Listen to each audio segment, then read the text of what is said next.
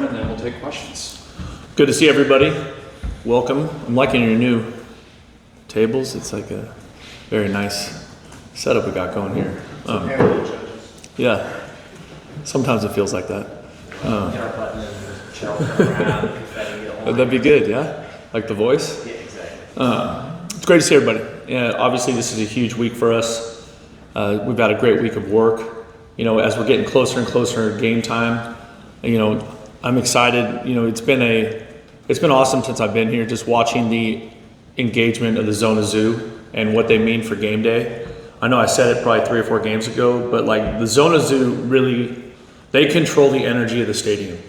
You know, their enthusiasm, the youthful exuberance, the excitement of game day, the big plays, the team coming to the sideline after a big play and celebrating that with the Zona Zoo just makes it really, really special. And so we're gonna need a big effort from the Zona Zoo on Saturday night. We need all of them, all 5,000 strong, showing up, going crazy, really, really making it tough on our opponents this weekend. You know, this opponent, we're playing a really good football team. We know that. We have a high level of respect for them, and we know it's going to be a battle. And so we've had a great week of practice, and you know, we got another opportunity to continue to improve and continue to fine tune the details of the game plan tonight. But we're excited to play. I'm ready for your questions. Thank you, Coach. I'll start with Justin and then Troy. So a big topic right now is weather coming up. What are you talking about? Potential rain for Saturday. Just what do you think about that, and have you guys prepared? The Wildcats are like the mailman, right? You know, we got to go to work. Rain, sleet, snow, doesn't matter. We got to show up and get after it. Troy and then Chris. So obviously a very good week last week for Noah, winning Big 12 Player of the Week. But what focus have you seen from the rest of the team heading into this week? Any difference when you're facing an opponent like BYU? I think when you go through a conference like the Big 12, I think getting too high or too low versus any opponent or for any opponent is a dangerous place to live, right? Like I really think that we have to operate in the faceless opponent every week. We are like super focused on our process, on applying the necessary detail and the red line to our practice environment, to our meeting environment, so that we give ourselves a chance to play the kind of football we want to play on Saturday night. Chris and then David. Trey Smith showed up on the injury report last night. You don't like to talk about injuries too much, but just anything you can share regarding his status or what's going on there. Yes, Trey Smith had surgery this morning, and he is out for the season. And we love Trey Smith. Awesome player and an awesome human being. You don't need details, but lower body, upper body. Like you said, we don't need details. David and then Jason. Brent, obviously you spent a lot of years in Oregon where it does rain quite a bit. What have you learned about preparing a team, though, for the environment they might face? I think the biggest thing about playing in weather is not let weather be a factor. To me, it's about a mentality. It's about your process. It's about how you go into the game thinking about it. And so, you know, spending 6 years at Oregon State, you know, practicing in the rain all the time, all that stuff, you know, it really didn't change the way we played. We still threw the ball, you know, we threw it all over the yard. We still made catches. We still made tackles. We still had ball security. So I think we still covered people. So football is football. And that's the beautiful thing about football. Like I mentioned earlier, the mailman, my mailman reference, but like that's the beautiful thing about football is, you know, nothing stops football. Nothing stops game day except for lightning. You know what I mean? And right now it doesn't look like lightning is in the forecast. You never know. It's an exciting time in Tucson, but you know, so we're, like I said at the beginning, we're excited to play. Jason and then Justin. When you look at BYU ways of winning this football game, what has been your emphasis points this week? Would you like me to give them the game plan on the air? No. Or in terms of, when you look at BYU in terms of their strengths, like. Oh yeah, okay. We're playing, you know, the 18th ranked team in the country. They're the number 8 defense in the nation. Offensively, they're incredibly efficient with a young quarterback when they combine big play receivers, right, and really effective run game and a lot of +1 run game with the quarterback. So I would say, you know, you combine great defense with fantastic running back, run game, offensive line play. So this is a great challenge for our team, and we know that. Justin and Troy. What do you think about just the culture that they've had over the last decade under Kalani Sitake? I think it's awesome, and I think you guys, we talked about this the other day. The consistency of leadership matters. The consistency of leadership from administration, presidents, head coaches, assistant coaches, like as much consistency as you can build over time. Like you have a chance for the messaging and for there to be great alignment. And I really believe that that's like one of the things that we have here right now with President Garamella, with Desiree, with our coaching staff, is we have incredible alignment. And we need that to build the kind of sustainable football program we know we can build at Arizona. Troy and Chris. When you look at BYU's freshman quarterback, what stands out, the poise that he's been able to play with, especially at Murphy? You said it, the poise that he plays with. You know what I mean? He's very confident out there. And obviously he's a talented player. He can make all the throws he needs to make. And then he's also a really effective runner. He's a big, sturdy, tough kid, right? So you combine that quarterback run game with his ability to accurately deliver the football, and he's doing a fantastic job. He's not playing like a freshman. Chris and then Brian. You opened up talking about the Zona Zoo and the energy that they bring. But I think another kind of element of that is the pride of Arizona. We've talked about that before. Yep. The Southern Trophy is getting inducted into the Hall of Champions tonight. Can you just talk a little bit about kind of what they bring to game day and kind of the energy and how they drive Arizona Stadium? Well, obviously you don't win that award unless you are exceptional at what you do, right? And that thing is really cool. Just getting to know everybody in that group. During training camp, I think it was training camp. We brought them. They've been on the field for like 12 hours, and we brought them popsicles at the end of the day.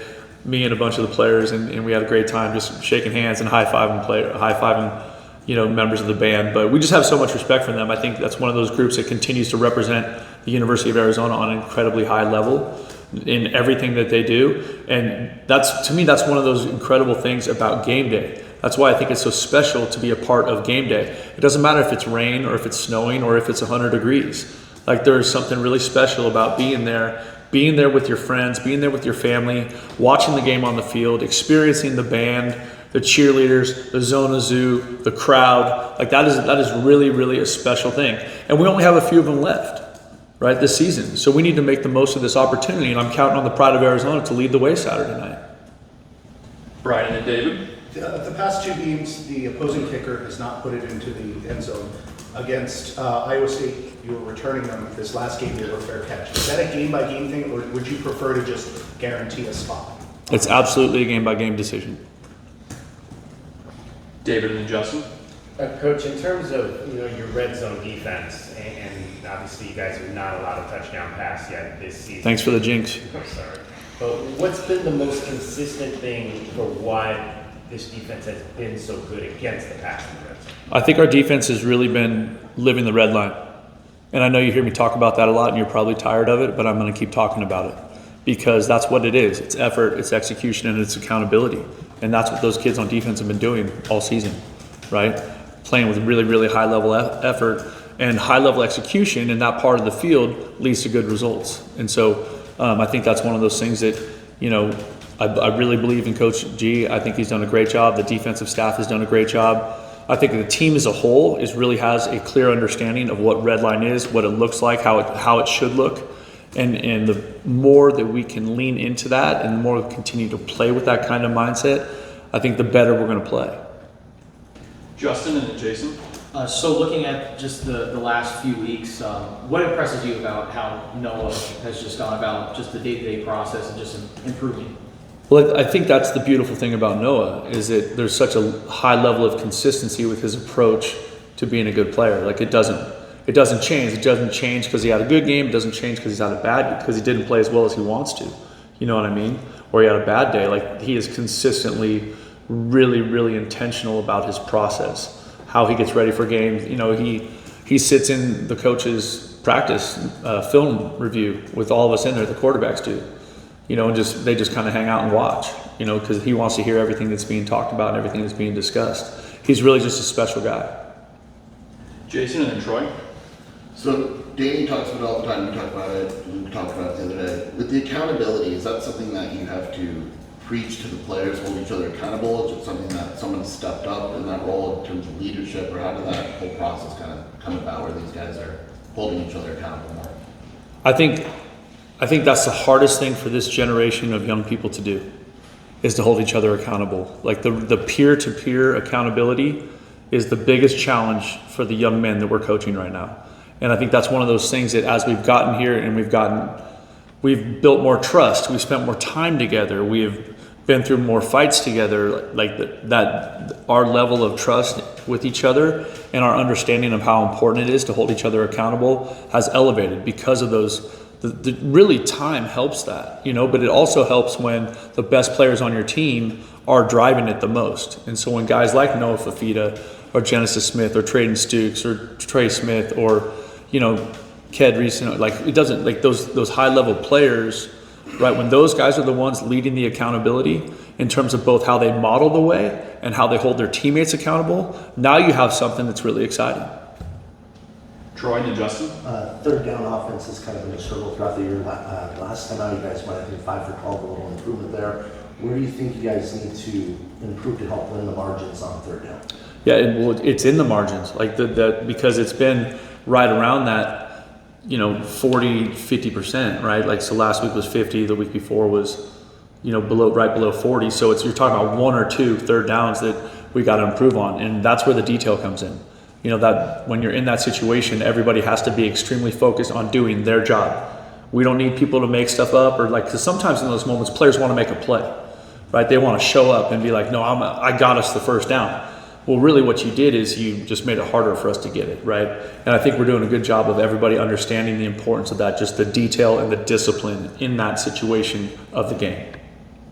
Justin and Chris. Is it fair to say that LJ Martin on their side is maybe the best running back that you guys have faced this year, and what makes him a talented player? I think so, and I think the thing that makes him really the best guy that we've faced is the physicality that he plays with. You know what I mean? He's just a really physical downhill running back. And, he's not one of those guys that's looking to make you miss. He's looking to run you over. We'll finish up with Chris. Just without giving away the game plan, but just like a point of emphasis on offense and defense for this week, and something that you guys are focused on in practice and you're excited to see executed on the field. Sounds kind of like the game plan. Jason just looked at me. This is what I think is going to impact us. Okay, number 1, the turnover battle. All right, first and foremost, the turnover battle.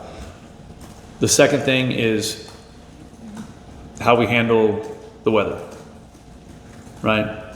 And then when we play, do we play with the required physicality to beat a mature, consistent football team like BYU? Great, thank you everybody. Bear down.